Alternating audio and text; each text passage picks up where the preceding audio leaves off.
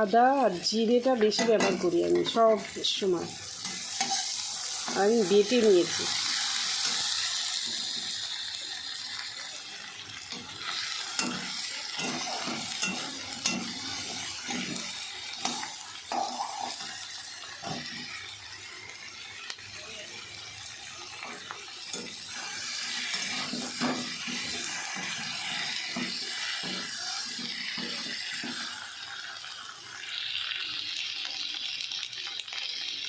কুমড়ো দিয়ে আলু দিয়ে এই যে মাছ ভেজে রেখেছি, মাছের ঝোল হবে।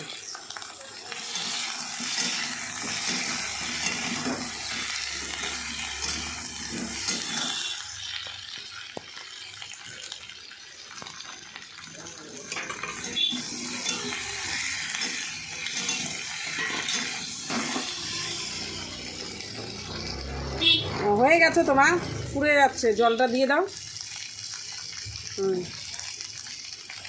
দিয়ে দাও দিয়ে দাও।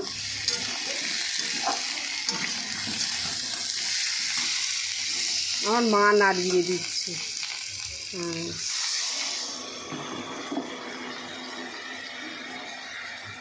সব কিছু কমপ্লিট করে দিলাম।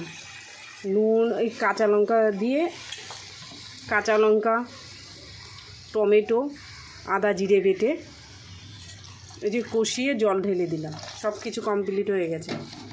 এখন একটু এটা কম আছে, হলুদটা কম না। যেই ফুটে উঠবে, আলুটা গলে যাবে, সেই মাছ ভাজা রয়েছে, মাছ ভাজাটা দিয়ে দেব।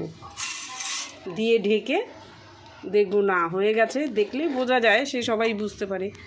মুখে দিয়ে দেখতে হবে, খুন্তির মাথায় নিয়ে একটু ঝোলটা দেখতে হবে, নুনটা ঠিক আছে নাকি, তারপরে নামিয়ে দিতে হবে। ব্যাস এই পর্যন্ত।